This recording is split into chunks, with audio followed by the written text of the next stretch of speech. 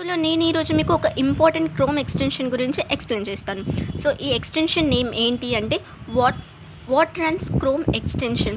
So అసలు ఏంటి extension, ఎందుకు యూజ్ చేస్తారు, ఈ వీడియోలో ఎందుకు చెప్తున్నాను అంటే, సో బేసిక్గా ఎవరైనా స్టూడెంట్స్ ఏదైనా వెబ్సైట్ చెక్ చేస్తున్నప్పుడు మనకి ఈ వెబ్సైట్ ఎలా బిల్డ్ చేశారో తెలుసుకోవాలనే క్యూరియాసిటీ అయితే ఉంటుంది. సో మనం యూజ్ చేసే multiple website, day to day లైఫ్లో ఎన్నో వెబ్సైట్స్ యూజ్ చేస్తూ ఉంటాం కదా. సో ఆ వెబ్సైట్స్ అనేవి దేని బేస్ చేసుకొని బిల్డ్ చేశారని తెలుసుకోవడం కోసం ఈ ఎక్స్టెన్షన్ అనేది యూజ్ చేస్తాం.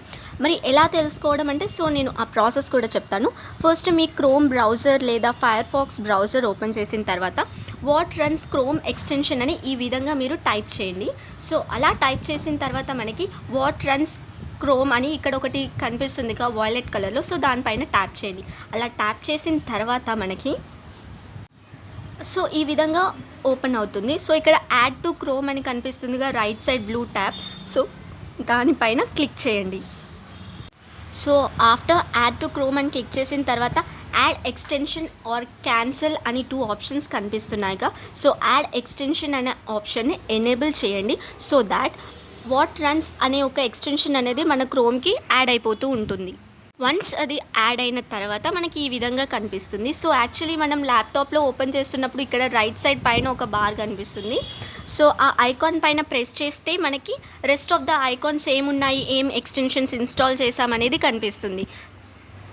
సో ఆ ఐకాన్ని ప్రెస్ చేసిన తర్వాత మనకి ఇక్కడ రైట్ సైడ్ ఒకటి ఆరెంజ్ కలర్లో కనిపిస్తుందిగా. సో ఇక్కడ సో ఆ విధంగా మనకి ల్యాప్టాప్లో కనిపిస్తుంది. ఇఫ్ ఇన్ కేస్ మీకు ఎక్స్టెన్షన్ అవసరం లేదు అనుకుంటే రిమూవ్ ఫ్రమ్ క్రోమ్ అని కూడా మీరు టైప్ చేయొచ్చు.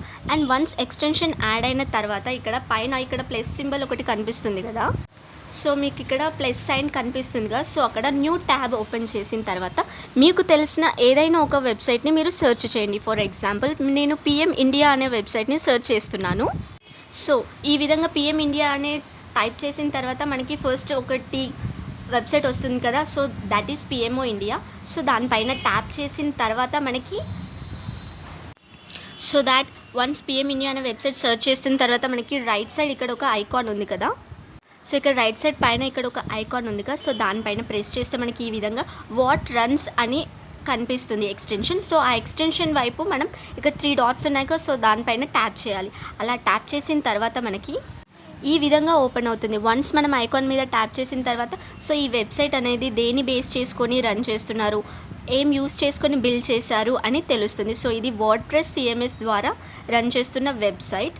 సో ఇక్కడ మనకి క్లియర్గా కనిపిస్తుంది సిఎంఎస్ వర్డ్ప్రెస్ అని. And also rest of the వెబ్సైట్కి యూజ్ చేసిన టూల్స్ ఏంటి, ఏ స్క్రిప్ట్ యూజ్ చేశారు, ఏ ప్రోగ్రామింగ్ లాంగ్వేజ్ యూజ్ చేశారు, సో ఇవన్నీ కూడా క్లియర్గా మెన్షన్ చేశారు. So this is all about WhatRuns Chrome extension. So మీరు పిఎంఓ ఇండియా వెబ్సైటే కాకుండా మీకు తెలిసిన వేరే ఏ వెబ్సైట్నైనా కూడా దేని బేస్ చేసుకొని బిల్డ్ చేశారు అని తెలుసుకోవచ్చు.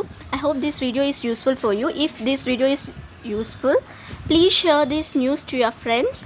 అండ్ ఐ థింక్ ప్రతి స్టూడెంట్కి కూడా ఈ ఇన్ఫర్మేషన్ యూస్ఫుల్ అనుకుంటున్నాను. And if you had any doubts related such sites please let me know in the comment section.